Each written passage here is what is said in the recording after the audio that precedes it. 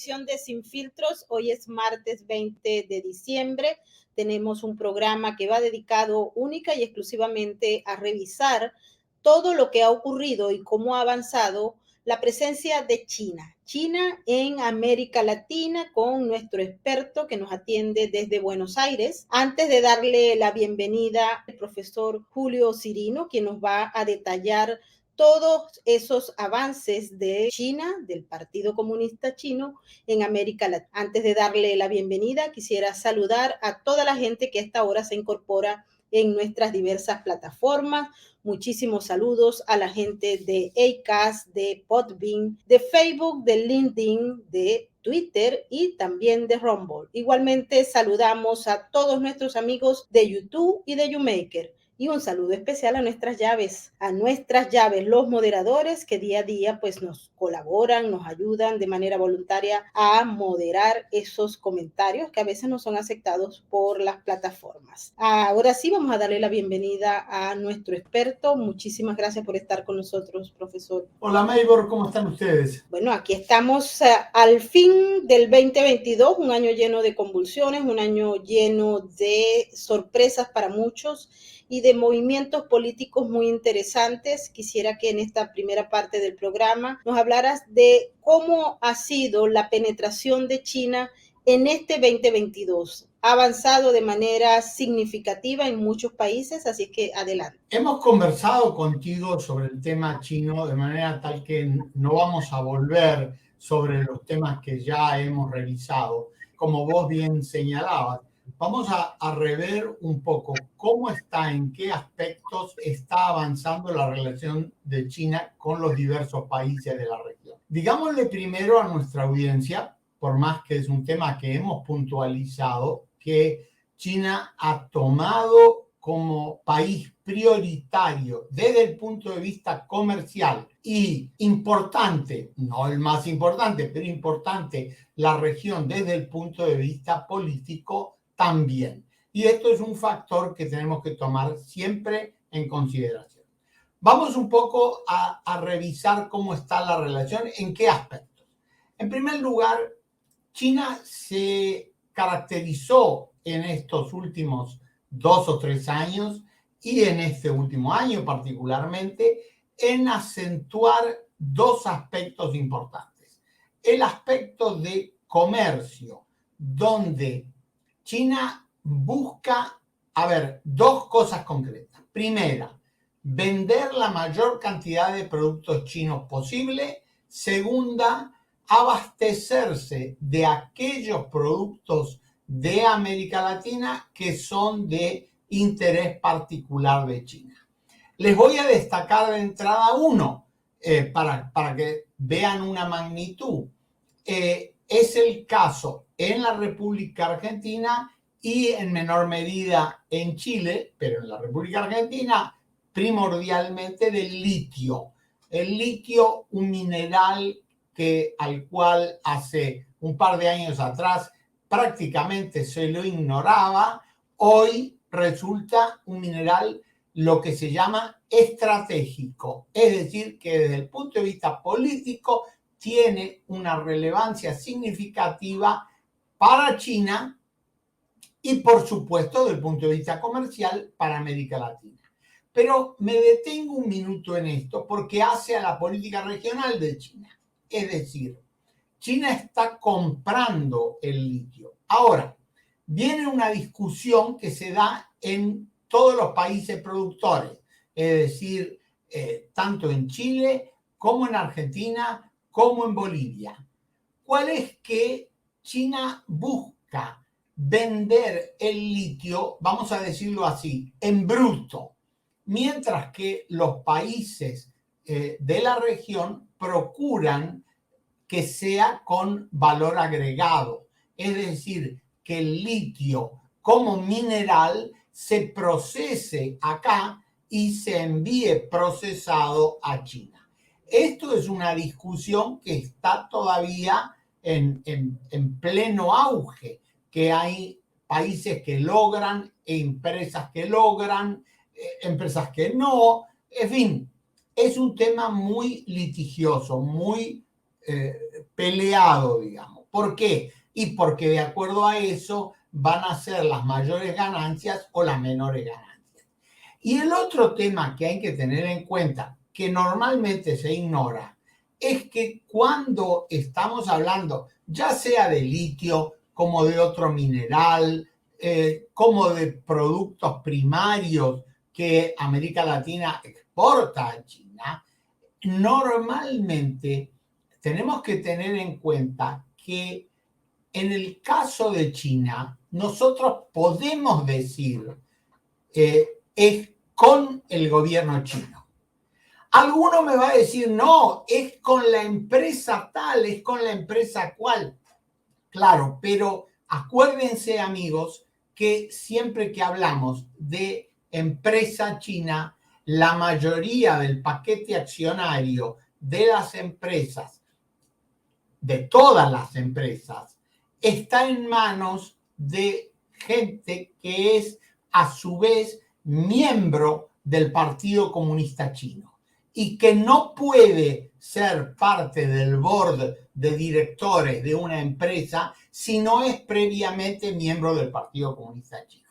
Porque, y esto conviene que lo tengan claro nuestros amigos, esto es un factor, Meibor. Recién puntualizamos un elemento clave hoy. No quiere decir que mañana cambie, pero hoy, que es el negocio del litio. ¿Pero es ese el único negocio? No, no es el único. Hay por lo menos dos más que conviene destacar.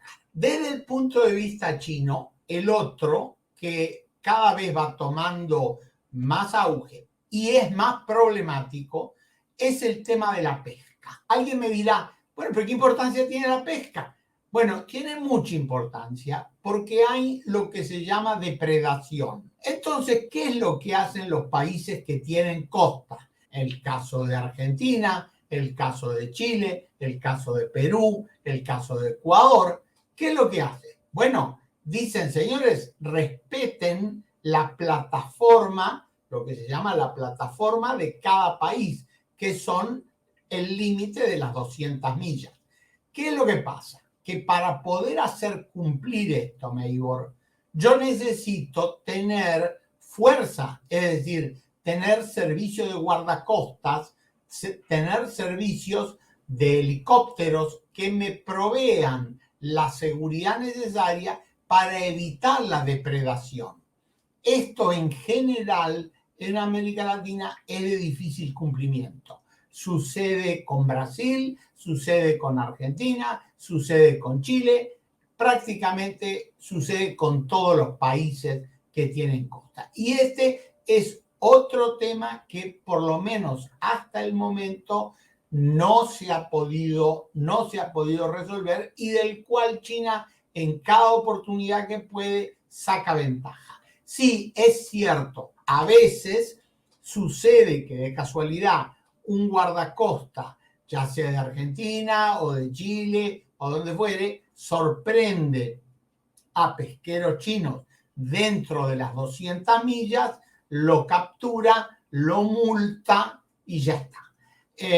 Bueno, es que legalmente mucho más no se puede hacer, pero tampoco se puede hacer porque no tiene la región la capacidad de patrullar eficazmente todo lo que es el litoral marítimo de ambos lados, porque recordemos que estamos hablando de ambos lados del océano. Estamos hablando del lado del océano Atlántico y del lado del océano Pacífico. De manera tal que es una cuestión que tiene costos muy elevados. La pesca es el segundo factor. El tercer factor, Meibor, que vale la pena destacar, es el tema del comercio bilateral. Y acá me detengo un segundo. Obviamente, con todos los países de la región, no hace falta que lo pormenoricemos país por país, hay un intenso comercio con China. ¿Cuál es la dificultad? Es que lo que procura China, y hasta ahora lo hace con éxito, es ofrecer a estos países productos de fabricación china y de precio reducido. Lo que sucede es que muchas veces el precio reducido viene acompañado por calidad reducida. Entonces hay empresas que dicen, está bien, pero yo voy a comprar este mismo producto en Francia, o lo voy a comprar en Alemania, o lo voy a comprar en Japón, o donde fuere. El problema que se plantea entonces es el problema de competitividad, porque normalmente nosotros, Meibor, vos, yo, ¿qué buscamos? Y buscamos precio, que no nos cueste muy caro. Ahora bien, ¿qué es lo que hace China? Reduce la calidad, pero te permite un precio menor. Y esto es otro tema de los cuales todavía estamos conversando y tratando de resolver, que hace a la cuestión de la competitividad. Lo que sucede es que, y perdónenme que vuelva sobre el tema, lo que sucede es que a veces nos olvidamos que así como una empresa de Ecuador o una empresa de Brasil está negociando con China, en realidad, yo lo dije a propósito, dije con China, no dije con la empresa X de China, porque en el fondo quien controla es el gobierno chino. Perdónenme que sea reiterativo con esto, pero me he llevado la sorpresa en ocasiones de conversar con miembros de la comunidad de negocios que me hablan de, bueno, pero es que yo negocio con la empresa tal, yo negocio con la empresa cual. Perfecto, usted negocia con la empresa tal o cual, pero ¿quién controla esa empresa? Bueno, los propietarios. Bueno, es que tal cosa en China no existe y eso cuesta mucho de explicar. Entonces, este es el panorama en grueso, me digo. Hay una serie de factores que permiten comprender, y de hecho ya informes en diversos centros de investigación de los Estados Unidos han hecho la advertencia que China ocupa el primer lugar, si se quiere, en materia comercial en varios países de la región. Estamos hablando, por ejemplo, de los avances significativos que se han tenido, por ejemplo, en Uruguay, en Argentina, también en otros países como Ecuador, como Brasil, sin tocar ya el tema de Venezuela, que es absolutamente ridículo de explicar. Pero también observamos cómo, por ejemplo, en el caso de El Salvador, Nayib Bukele ha estado coqueteando con China y ha avanzado en materia significativa en varios de los convenios comerciales y de asociaciones estratégicas. Esto en primer lugar, y el segundo punto sería estas alianzas estratégicas que se están estableciendo en la región también incluyen de manera a veces secreta acuerdos militares. Adelante. A ver, es muy interesante. Vamos a desarmar un poquito tu pregunta.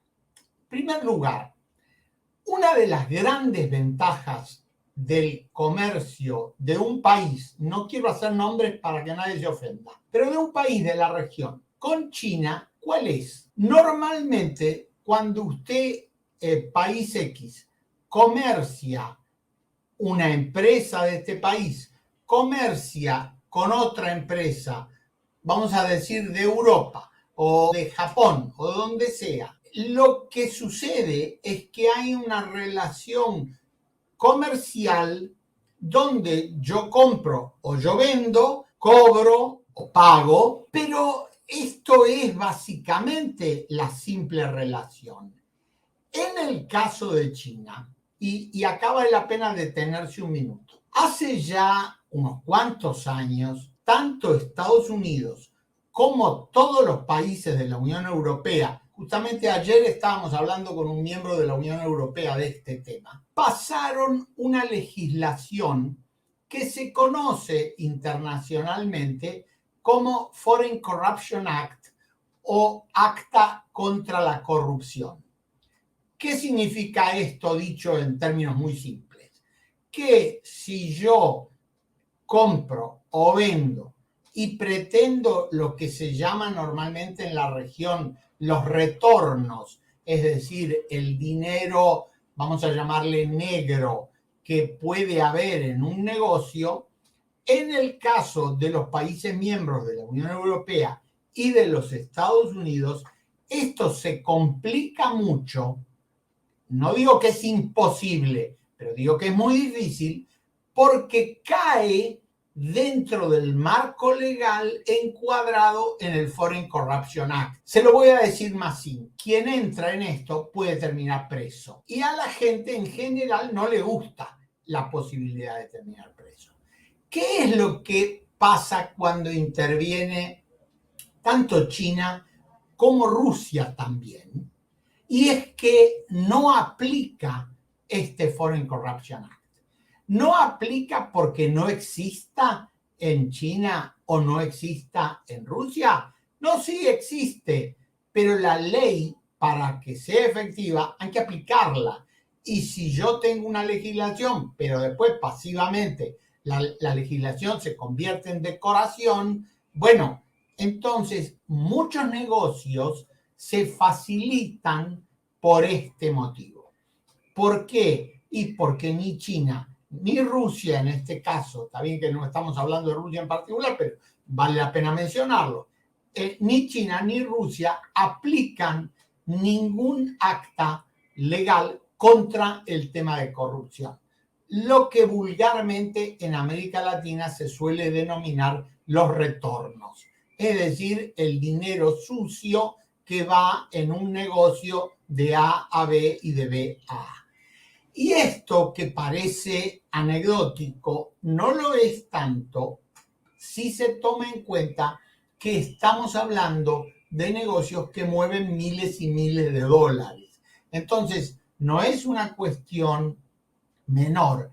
Y esto afecta a la competitividad de los países de la Unión Europea afectados por la legislación, de los Estados Unidos también afectados por la legislación, que tienen que tener cuidado de no caer dentro del Foreign Corruption Act.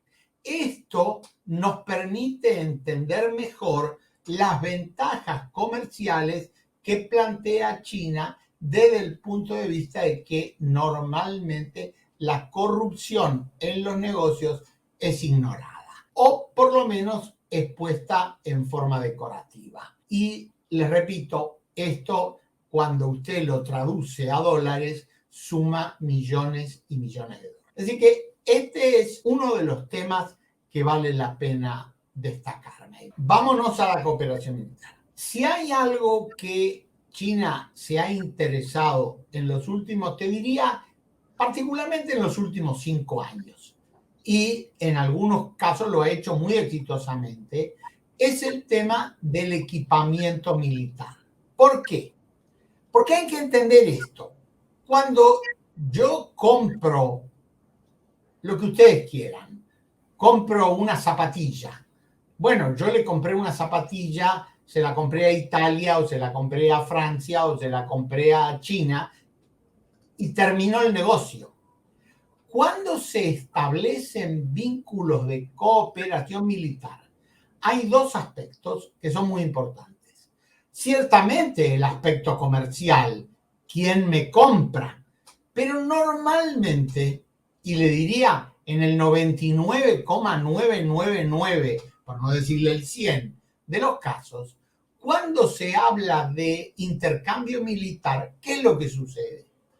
Sucede que si yo le compro a un país, y a propósito digo un país X, le compro equipo militar, ese equipo militar me va a demandar que ese país X me provea además de dos cosas muy importantes.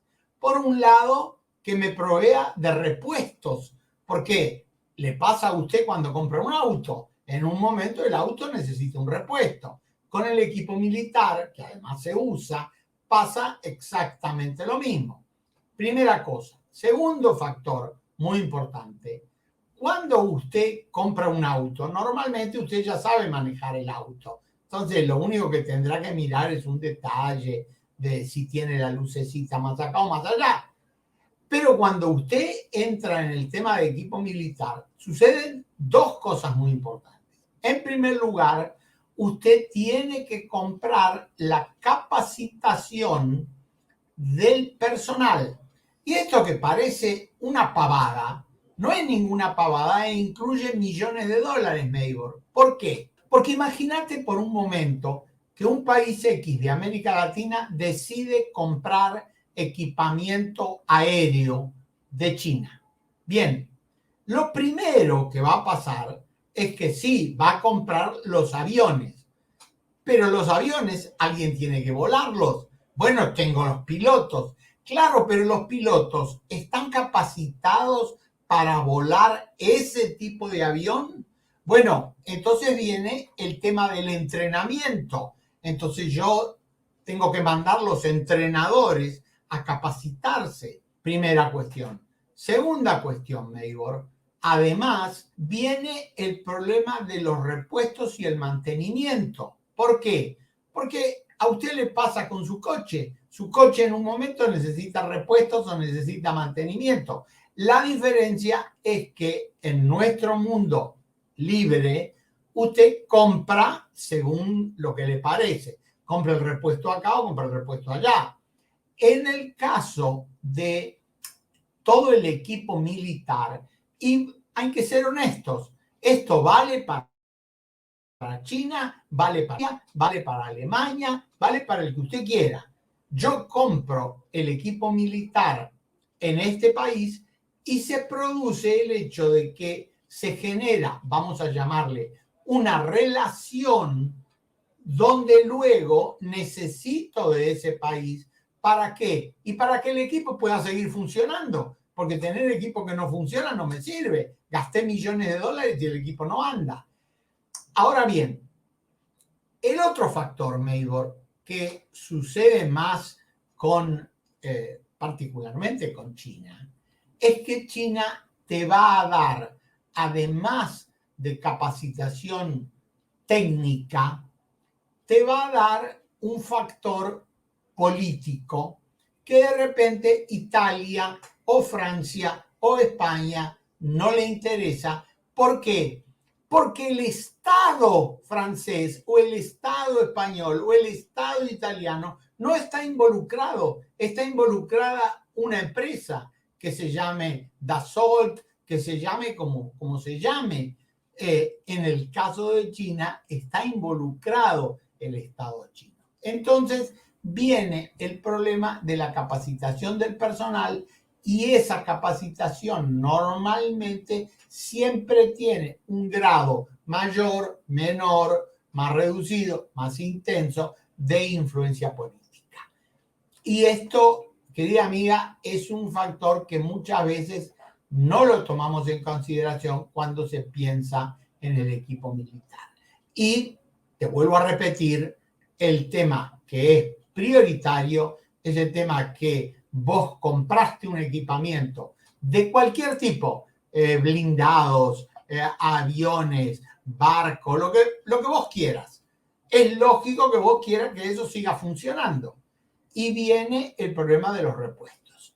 Entonces se produce lo que los analistas denominan el aferramiento. ¿Qué es el aferramiento? Mire, se lo traduzco muy fácil.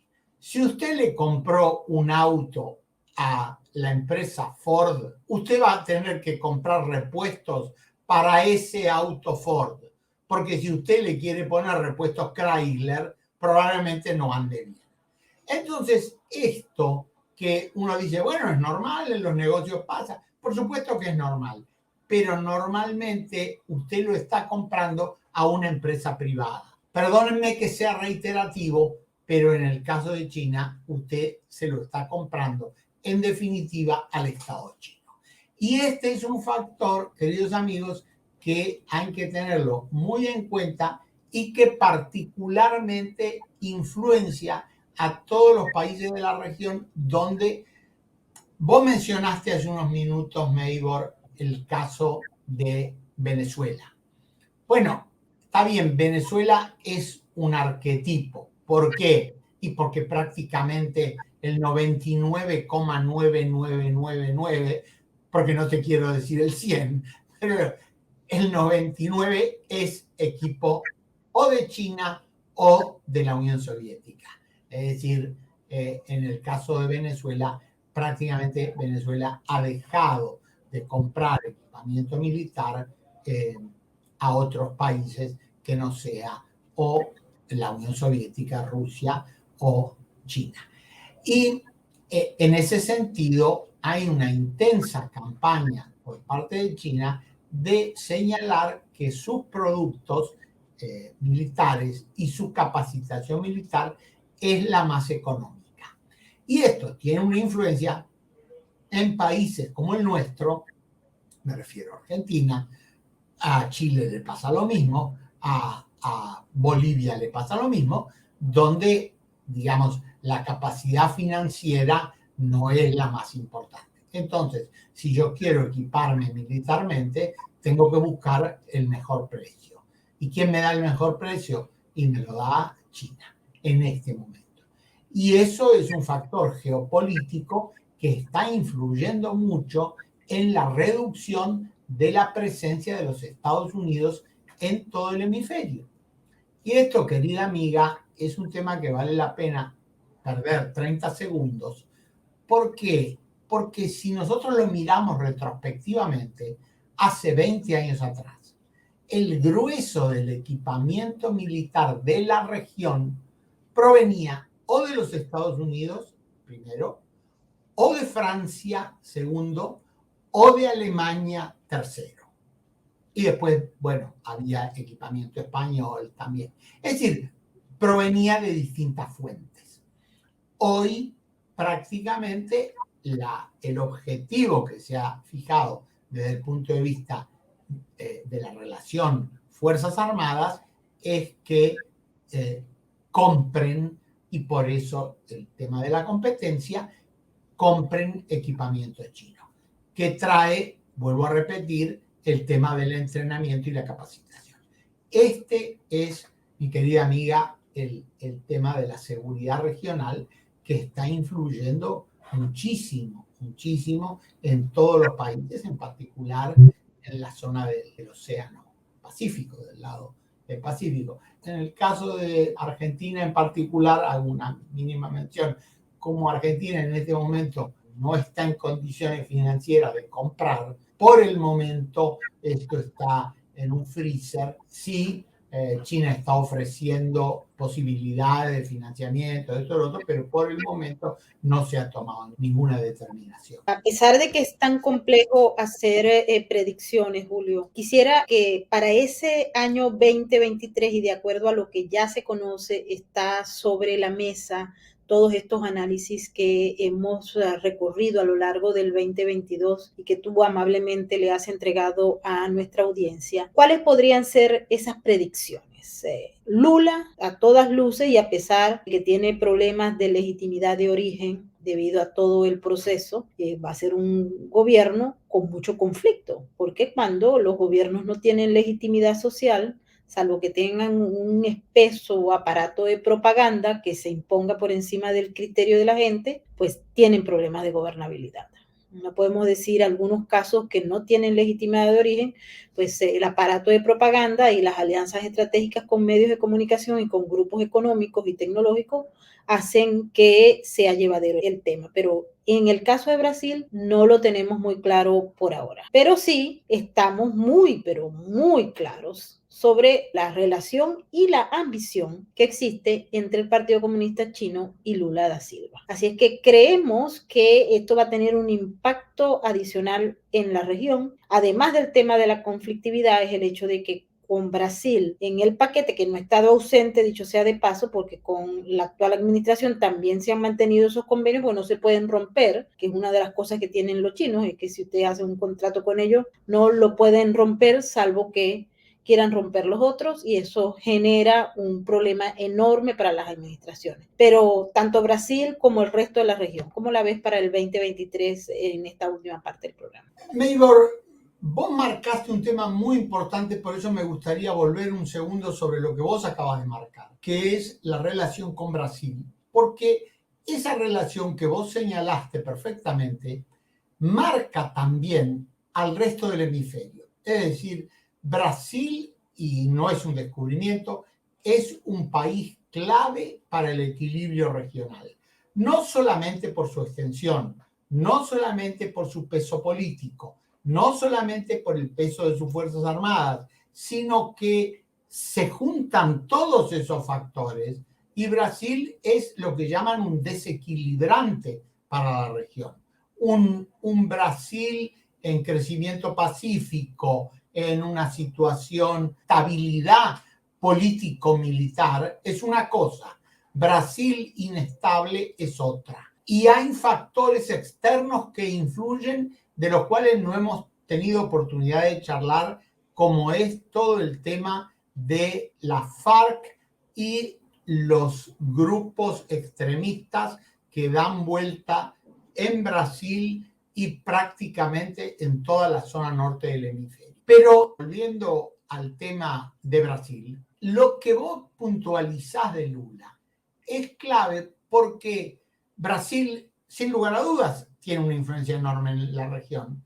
Pero lo que hay que tomar en cuenta es que todavía, llegando Lula da Silva al poder, y ya es inmediato que llega, lo que se pone en cuestión es cómo esto va a influir en el equilibrio regional. Porque hay gente que dice, bueno, en definitiva es un problema de Brasil. Sí, es básicamente un problema de Brasil, sin lugar a dudas, pero es un problema de Brasil que influye en todo el hemisferio. Y esto es algo que hay que tenerlo en cuenta. Hay en este momento entre los analistas dos tendencias. Una tendencia que señala que Lula vuelve al poder convertido, vamos a llamarle entre comillas, en un moderado que busca, digamos, el equilibrio con las fuerzas de los negocios, del comercio y demás. Es una opción. La otra opción dice, no, Lula va a volver a, digamos, a ser el viejo Lula que busca sus alianzas y sus fuerzas en lo que sería la izquierda regional y la izquierda internacional. Hoy, querida amiga, es muy difícil decirlo porque sea lo que uno diga, van a decir es prejuicioso. ¿Por qué? Y porque todavía no sucedió. Mi impresión personal es que Lula viene algo más moderado, en el sentido que, fíjate vos, y esto es curioso, que Lula tiene que cuidarse del ejemplo de Bolsonaro. Vos me vas a decir, no, pero esto es ridículo, ¿cómo se va a guiar?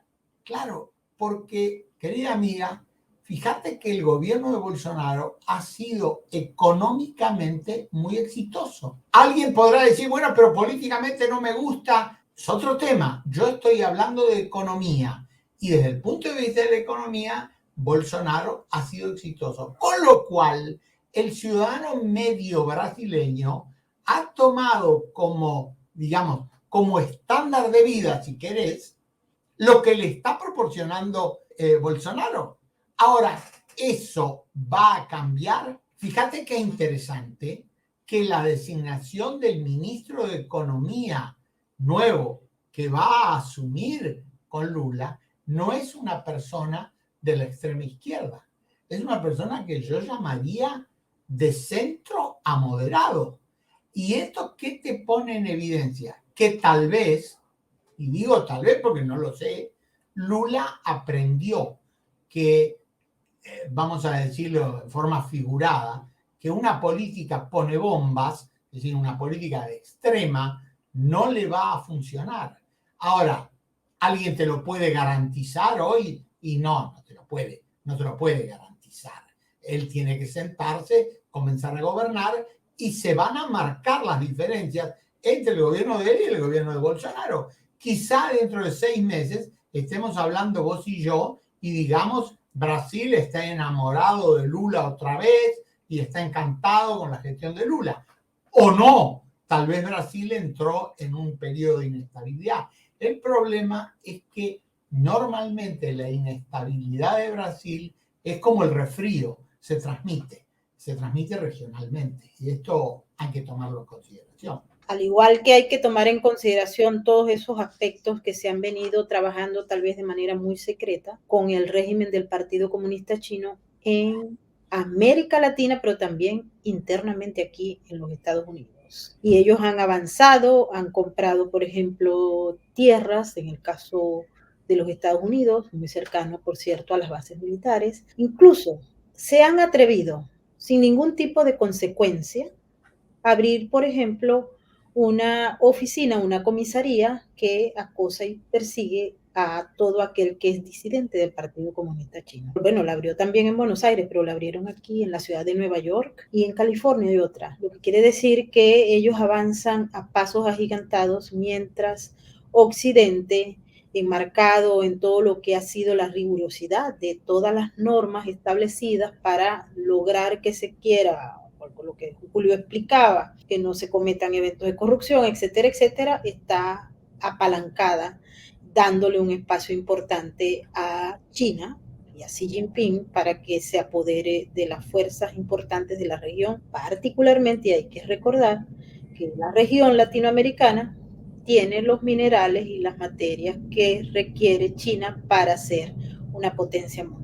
Julio, queremos agradecerte que a lo largo de todo el año 2022 has estado con nosotros llevando información sobre todo lo que ocurre no solamente con China, sino también con Rusia y otros actores externos que hacen que América Latina mantenga pues esa amenaza constante, no solamente sobre sus ciudadanos, sino también sobre sus instituciones. Así que queremos agradecerte, mil gracias. Como siempre, es un gusto conversar contigo y con tu audiencia, Maybor. Así que nos estaremos viendo en el próximo año. Así es, bueno, nosotros seguiremos con ustedes a lo largo del 2022 y Julio regresa en el 2023 justamente porque en la primera semana Lula da Silva asume el poder en Brasil y hay que meterle el ojo completo a eso. Por ahora nos despedimos, muchísimas gracias nuevamente Julio por haber estado con nosotros y agradecimiento a toda la gente que hasta ahora pues nos ha seguido desde nuestras diversas plataformas.